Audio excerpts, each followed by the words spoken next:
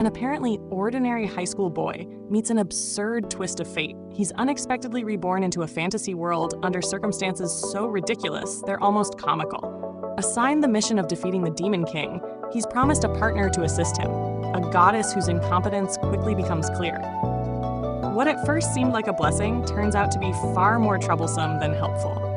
As Kazuma stumbles through this unfamiliar world, he not only faces the daunting task of confronting the Demon King, but must also endure his unreliable goddess companion and a team of equally unhelpful allies. Watching their antics, one can't help but wonder how such a seemingly inept goddess earned her divine title. Back on Earth, Kazuma was just a quiet student who had stayed up for 2 nights straight. On a sunny morning, exhausted but determined to buy a game on sale, he ventured out. While clutching the prized DVD and heading home lightheaded, he noticed a classmate crossing the road while distracted by her phone. Spotting what he thought was an oncoming truck, Kazuma, barely steady on his feet, instinctively dashed to save her. Despite his fatigue and blurred vision, he acted heroically, only to lose consciousness. When he opens his eyes, Kazuma finds himself in a strange room with a chair opposite his own. A girl introduces herself as the goddess Aqua and explains that he has just died.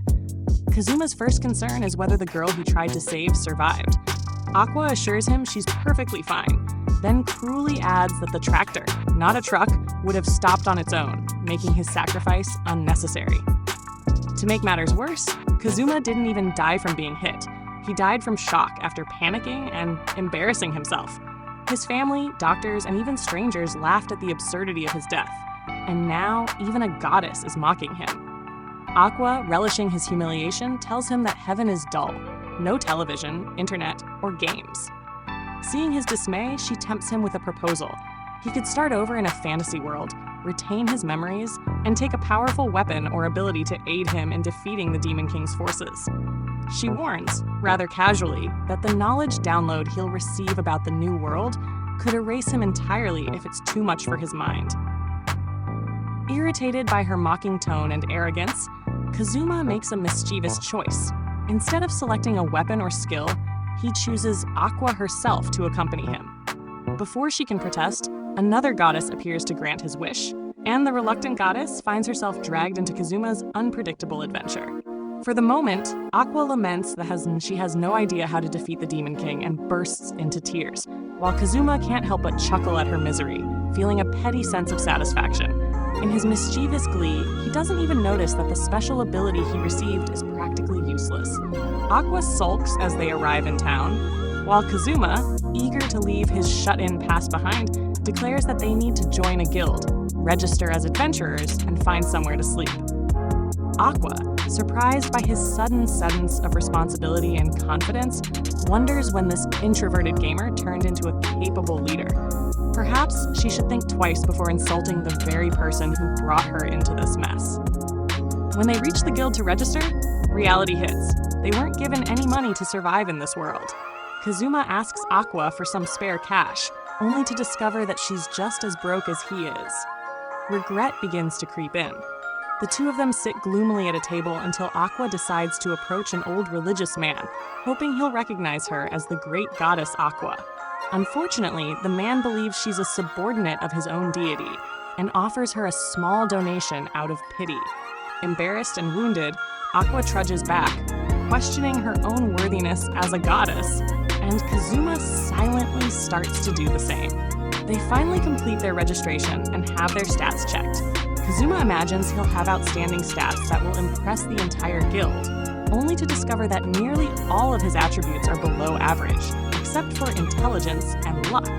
Ironically, that luck doesn't seem to be serving him well. Aqua, on the other hand, has extraordinary stats that ordinary adventurers could never hope for. While Kazuma is stuck with a beginner's card, Aqua is told she can pick any class she desires. Naturally, she chooses to become an archpriest with healing magic and incredible strength. As the guild erupts in cheers, not for Kazuma, but for Aqua, his brief hopes are crushed. Their adventures begin, if you count nights of partying, drinking until Aqua vomits, bathing, and sleeping in a stable as true heroics. This routine drags on for days until Kazuma remembers their supposed mission. defeating the Demon King. It dawns on him that they've made no progress whatsoever, and might very well grow old living this way. He realizes that since the area around town has few monsters, they aren't offered many hunting quests. Aqua, ever confident, assures Kazuma that she's capable of handling anything, and convinces him to seek out monsters, only to immediately slip and fall into a fountain, proving again how unreliable she is. That night, Kazuma lies awake in the cramped stable, grappling with an existential crisis, while Aqua snores blissfully, drooling onto the hay. He begins to question why adventuring sounded so appealing in the first place. It seems adventurers are nothing more than odd-job workers scraping by without steady income or housing. When Aqua finally wakes, greeting him with a good morning even though it's clearly evening, Kazuma suppresses his urge to ridicule her. She's always claiming to be dependable, yet she's easily the least trustworthy person he's ever met. Kazuma even remarks that the town is so quiet it hardly seems threatened by any Demon King army. In fact, the only monster nearby seems to be their grumpy neighbor in the adjacent stable, who angrily bangs on the wall whenever they get too loud. Still, a quest finally comes their way. They're tasked with eliminating 5 enormous toads that have been attacking farmers' goats during mating season. Kazuma flees in terror as one of the toads chases him, shouting for Aqua to save him. She laughs instead, teasing him to speak more respectfully and acknowledge her divine power. So absorbed in her own mockery, she fails to notice the toad switching targets, until the so-called mighty goddess finds herself dangling upside down inside the monster's mouth. Kazuma breathes a sigh of relief when he notices the giant toads don't move while eating. Otherwise, he wouldn't have been able to knock one out. Covered in slime and reeking of frog stench, Aqua bursts into tears and leaps at him for a hug, desperate for safety. Kazuma, gagging at the smell, tries to push her off, wishing she'd let go so he could breathe again. As Aqua delivers a dramatic speech about her lost dignity, Kazuma reflects inwardly on her behavior over the past few days, realizing how different it is from the proud image she tries to maintain. Amused by his own thoughts, he doesn't even notice when Aqua charges another toad, fist glowing with divine energy, only for her mighty punch to do absolutely nothing. Once again, Kazuma is forced to dash in and rescue his all-powerful goddess from being swallowed whole. By the end of the day, they've only managed to defeat 2 of the 5 toads. At dinner, Kazuma frowns at the meager payment they earned, while Aqua, ever confident, suggests throwing a party by recruiting advanced adventurers. Her arrogance is almost comical, especially since her recruitment notice is nothing more than her bragging about herself.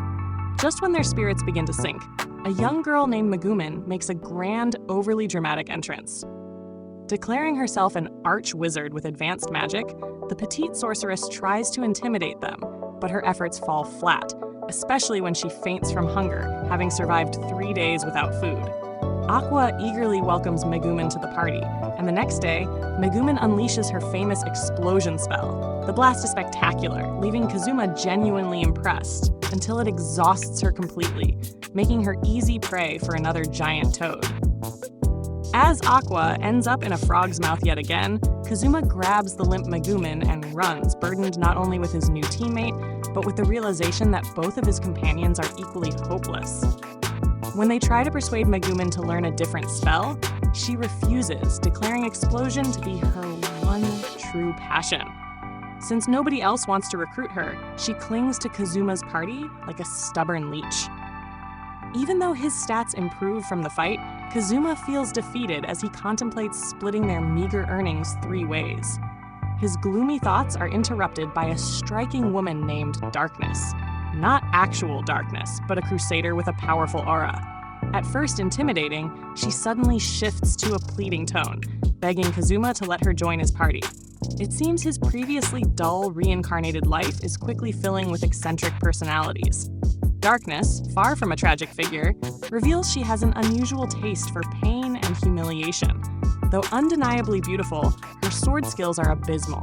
She never hits her target and can only function as a living shield. Kazuma, suspecting she's as unreliable as Aqua and Megumin, tries to politely decline her request. Unfortunately, Darkness completely misses the hint. The following day,